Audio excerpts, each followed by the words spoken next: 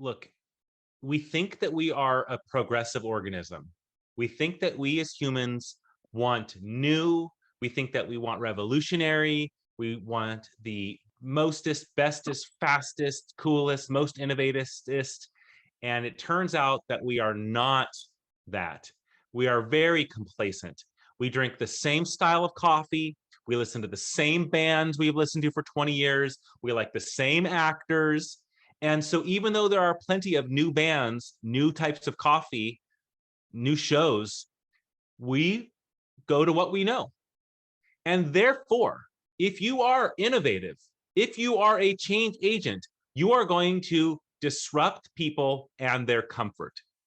And so just decide that if you're going to advance a category, if you're going to change the way that work gets done, sign yourself up to have a lot of people get disrupted and vocalize, because you're changing what they always did, and that makes them uncomfortable. But if you decide that your innovation has purpose, that there's a problem that deserves a solution, I understand how to address that problem, and I'm going to bring the solution. I'm not just going to point and say, that's a problem, that's a problem, that's a problem. I'm going to point and say, there's a problem and I have a solution. Let me share it with all of you who want to learn and listen. Well, then you shouldn't feel bad that you're changing the status quo. You should feel like you are doing what is best for all parties, whether they realize it yet or not.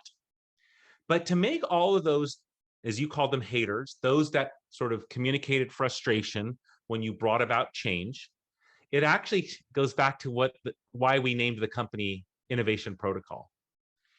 You know, innovation is that word that everyone wants to talk about. It's kind of sexy and creative, and it's like everybody wants to be an innovator. But as your haters probably communicated, well, wait a minute, you want to create all this change, but what are the steps? What's the process? What are the stage gates? And so that's actually why we named our company Innovation Protocol. We wanted to be the protocol for brands that innovate. That way we can inspire people with innovation, but we can enable them with protocol. So quickly to summarize, innovation is distracting. It's reckless. It crashes and it creates risk.